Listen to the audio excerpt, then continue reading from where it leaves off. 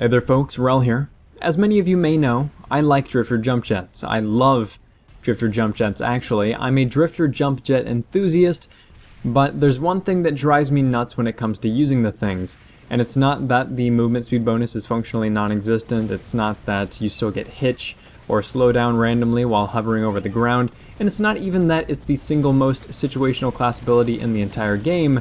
It's the awkward little interactions that take place when you try to scale a wall or bump into a ledge. You get stuck, or you don't fly up at all, or you instantly get dropped slightly below where you were to begin with. It's just really strange. In fact, the clip in the background demonstrates pretty well the strength of drifter jump jets, with a side dish of that awkward little weakness. To give you a little background story for the rest of the discussion, a long while ago, the devs were talking about making drifter jump jets a little bit more versatile by giving them the ability to flutter the spacebar and gain vertical height at the cost of a lot of energy. That mechanic felt pretty clumsy, so I'm glad that it never became a reality, but during that same iteration, they also implemented very slight forward thrust upon activating your drifters, and that's something that I really wish did make it into the game.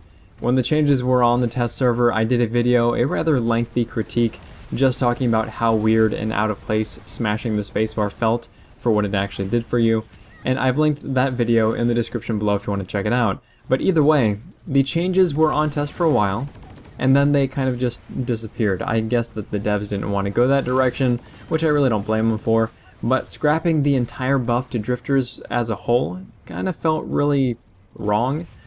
Drifter jump jets rely on an absurd amount of tricks to use effectively, like that corner scaling, or like crouching when you glide along the ground so that you stick to it better, or feathering your forward movement key in order to retain most of your vertical height, or looking 45 to 90 degrees away from your intended direction just so that you get there more quickly. No other ability requires this level of involvement just to get to work properly. Even though I love these things, there are very few reasons to run them outside of edge cases, and for style points of course. You can make them work in a lot of situations, but most of the standout traits that drifters offer in a practical setting can also be done, albeit to a lesser degree, with the standard jump jets, which also give you more versatility in the process. But I'm kind of rambling at this point, so to circle things back around, I think that a reasonable fix to this awkward interaction that comes from humping certain walls and ledges is to just allow drifter jump jets to ascend slowly while not pressing a movement key, in other words, while idling. This would in no way usurp the usefulness of standard jump jets and would make drifters a lot more enjoyable overall. I could stop this short little commentary just on that. If you want to make drifter jump jets less of a hassle to work with, then that's the number one thing that needs to change. But beyond that, I'd really like to see drifter jump jets become more appealing to a broader audience. And I think that the initial forward acceleration it had on test server ages ago would be enough to do just that. It turns a drifter light assault into a difficult to pin down skirmisher along the horizontal plane, which currently it isn't. Currently, drifters best serve an extremely specific role that relies on elevators and aircraft or high places traversing to low places, and when you finally whittle away your vertical advantage and hit the ground floor, you have no real perks to speak of. The movement speed bonus is negligible at best, and doesn't even exist or could slow you down at worst.